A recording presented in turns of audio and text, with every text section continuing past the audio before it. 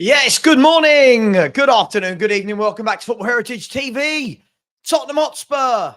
We're not playing midweek this week, which is actually very nice. It means that we're all comfortable as Spurs fans. So in this video, I'm going to be talking about Tottenham Hotspur winning the Europa League or bust. And we're going to be looking, as the video goes on, at what are the ramifications? What are the ramifications? What are the consequences to Spurs not winning this Europa League now? Now, normally in any given season, you would say that not winning the Europa League isn't a disaster. But this year has been so bad away from Europe. Been so bad away from Europe. Let's be honest. Tottenham's season has been nothing short of disastrous, if we're going to be brutally honest. And the only hope of redemption and perhaps saving Ange's job is going to be to win the Europa League. Now, let's have a look at this, shall we? During this video, I'm going to be talking about a number of different reasons why I'm making this video. One, we talk about projects, don't we? We talk about projects. Cool. The number of people that say to me, but Sava, the project, but the process, but the plan, but the rebuild. Sure, that's fine. But let's have a look at what happens if we don't win the Europa League. What has any of that meant? None of that would have meant anything, because without winning the Europa League, we have our worst season for God knows how long. Well, I know, and I'm going to show you in a minute, but we have our worst season for a very, very, very long time, and we don't win anything, and we're out of Europe next season, barring a miracle in the league. So all of the project, the plan, the process, the roadmap, this, that, the other, the rebuild, building, it doesn't mean anything if we're not actually seeing that evidentially on the football pitch.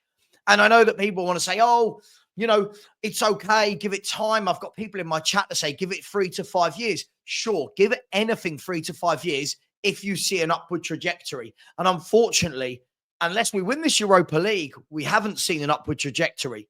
So we're going to look at that. We're going to look at the projects. We're going to look at the youth. What does this mean for the youth? We'll come back to that a little bit later on. What does it mean for keeping senior players at the football club? Now, I'm going to remove my feelings for any player today. I'm going to remove how much I think a player is world-class, quality, good, rubbish, poor, whatever you want to call it. I'm just going to talk about the club as a whole. And we're going to also talk about attracting players, attracting quality players. How do you do that if you're not in Europe? And then we're going to look at, does being in Europe make a difference? That's the first thing that most people I speak to say is, what if we don't get Europe this year? Some people go, well, what does it matter? In all the other years when we've got European football, we've never actually acted accordingly. So we'll come to that and look at that as the video goes on. So let's go to the first thing I said. It's been a disastrous season, whichever way people want to spin it. Injuries, sure. I've seen this all the time. Injuries, Van de Ven Romero missing. As I said, I look beyond the injuries. I look for what happened before the injuries this season, before the injuries last season. It's been disastrous. It's been terrible. And for me, I think the only way this man should keep his job is if he wins the Europa League. After that comment, I'm aware I'll get a lot of people saying, it's a lot of pressure, Sava. You can't do that. I can, because if we don't win the Europa League and finish bottom half of the table, what has any of it been for? What has any of the last 2 years been for? The football is diabolical. This sideways, slow passing. And I've said all along, you could give this guy Lionel Messi, you can give this guy Maldini, you can give this guy Seedorf and Edgar Davids and Pirlo and Iniesta and Xavi. We are still wide open. We are still wide open.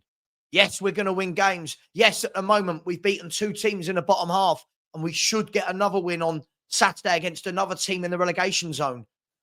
But consistently, but from a sustainability aspect, this tactic does not work. We've seen it. It does not work. We are the most wide open, undrilled, uncoached team we are. I don't think that's great grammar, by the way. I've just got carried away there.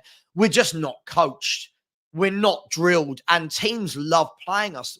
Even an awful Man United team opened us up like the Red Sea. They parted us like the Red Sea.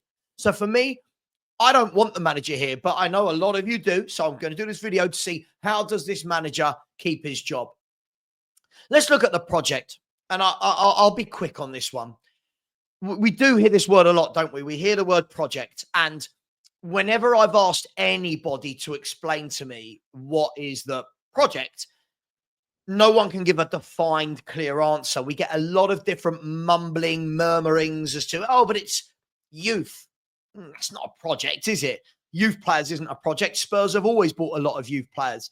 Going back to the days of Aaron Lennon, Carl Walker, Carl Norton, Danny Rose, Tom Huddleston, Jermaine Defoe, Michael Carrick, Gareth Bale. This isn't new. Buying young players isn't new. That's not a project. So when I ask, what is the project? Nobody seems to be able to tell me.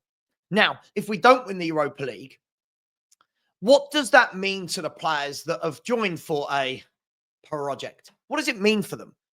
Do they sit there and go, well, hang on, I joined the club because we were told X, Y, and Z would happen. In hindsight, ABC has happened instead. I don't know. Do they believe in it? Do they look at this and say, well, you know, it's fine. We play enjoyable football. We play wide open, brave football. Or do they say, hang on, what's going on here? And if we move that away from what is the project, because no one can tell me, and we did a good show on this last night where we talked about the word project in football seems to be crazy. Every manager now needs 5 years. I mean, apparently, 2 years isn't long enough to steady the ship at Spurs. 2 years isn't long enough to implement a style of play that makes us look good. 2 years isn't long enough for us to turn around and say, yeah, we actually look like a well-coached side. Apparently, it's the 3rd year where that will happen, the 4th year. When last season, when I was saying these things, everyone said to me, you watch Sava, you don't know Ange. In year 2, that's what he implements. Well, he's not implemented that. And no matter who plays in this team, we just look terrible. So what does that mean for the youth? Now, we can look at this from a number of different angles. If we look at the youth players we've signed, I mean, we talked about it yesterday. There's like 16 or 17 players that are under 21.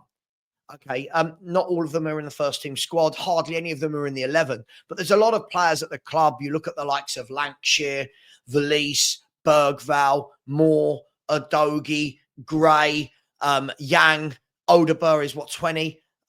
You look at the likes of Vuskovic and Phillips, and you look at Dorrington, Kinski. You know, there is so many, Ajayi, Hall. My question is this, I'm sure I've probably missed 1 or 2, but there's 16 or 17 we counted yesterday. My question is this.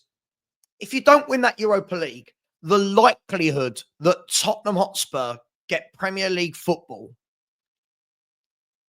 through league qualification is minimal. Okay, now I'm going to share my screen with you, and I'm going to show you why I'm saying that. So I'm going to forget the top 5 at the moment, okay? If we actually have a look there, you can see that Tottenham Hotspur we're in 12th now, so we're only 2 places behind the top 10. But behind the top 10 is still a 7-point swing to Brighton, who have only lost 6 games all season. Now, European football is normally based on 7th. It goes down as far as 7th, possibly 8th because of the coefficient points this year. So if we look at chasing 7th or 8th, we're looking at chasing down Fulham, realistically, who are 9 points clear of us. Another team, Fulham, who have lost 6 games all season. What we're saying is, for Spurs to catch Fulham, we have to match what they do in the last 13 games and win 3 more. Okay, so, for example, if Fulham win 4 of their last 13 games, Tottenham have to win 7 of them. This is just basic maths. This isn't me making anything up. This is basic maths, right? Now, you might be able to get away with loads and loads of draws if Fulham lose loads of games, but Fulham have lost 6 games in 25.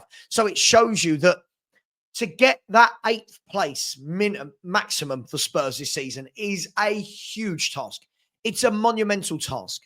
Now, what you're also trying to base this on then is Fulham, Villa, Brighton, Brentford, all falling off a cliff and Tottenham motoring past them all. It's not impossible, but it's a huge mountain to climb. You're asking for Spurs to do what we've not done all season. You're asking for Spurs to probably get 8 wins maybe from the last 13.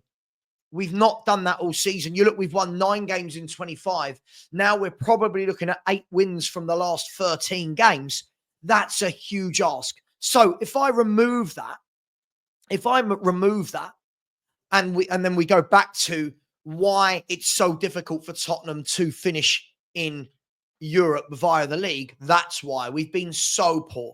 So many games, and we can talk about injuries, but games like Leicester City at home, there's no excuse. The injuries are no excuse. Wolves at home, injuries are no excuse. Ipswich at home, injuries are no excuse. That's 9 points right there. That's 3 games you should have won. That's 3 games Spurs should have won. So that 9 points straight away there. So what does this mean? Why am I talking about this? Now, if we don't have Europe next year, you've now got all of these young players. How do they get game time? Do Spurs turn around and go, right, let's get rid of all the senior players now. We are just going to make this a youth project and finally make it a youth project rather than we hear it's a youth project, but the kids only ever get a game when everyone's injured. So either make it a youth project or don't.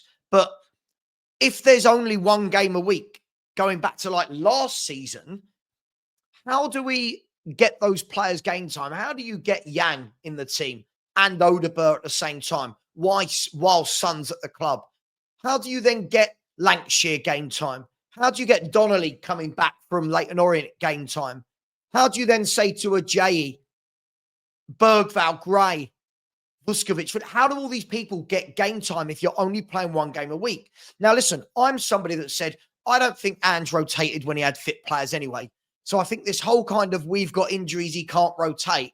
He never rotated anyway. But I'll leave that for this video because this isn't really about Ange Postecoglou, this video. But what does it mean for the youth? Is Sonny sold? Does Davis leave? Do Bentancur and Basuma go? And we start seeing all of these young players come in. If we do that, where does that leave us for next season? Can a young team like that get back into Europe next season? Or do you then say you need 2, 3, 4 years?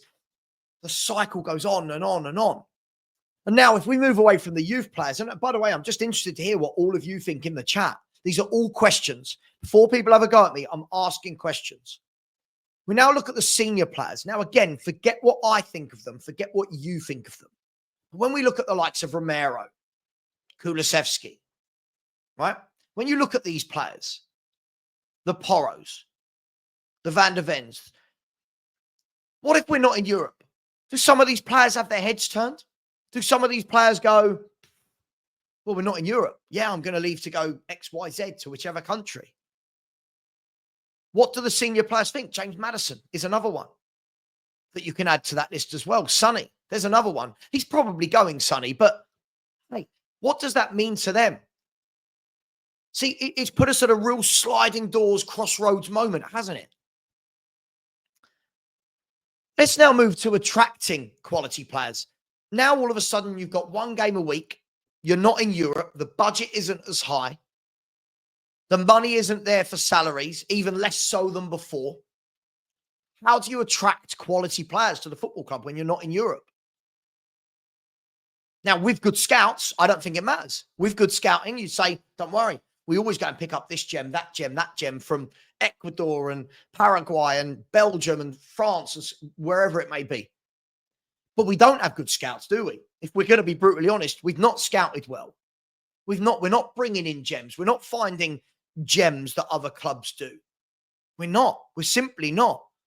So how do you attract those quality players? What's the sell to those players?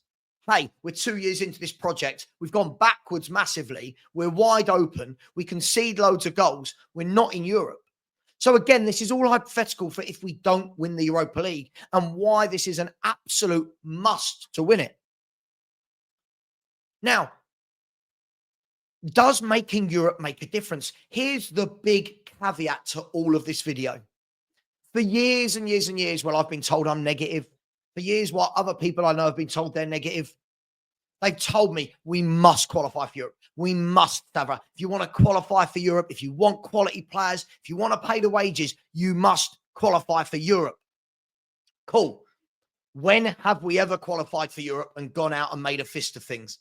When have we ever used qualifying for Europe as a platform to go and buy quality footballers? When have we ever used qualifying for Europe as a platform to say we are going to give more wages and break our wage structure? The answer, I don't think we have. Someone might be able to tell me I'm wrong, but if you look in all the seasons we've got Champions League, the transfer windows are really poor. They're really poor, and it's almost like we sit and rest with our laurels. So here's the last part of this video. Everything I've talked about today, the project, the youth, the senior players, keeping them, attracting quality players. Does Europe make a difference?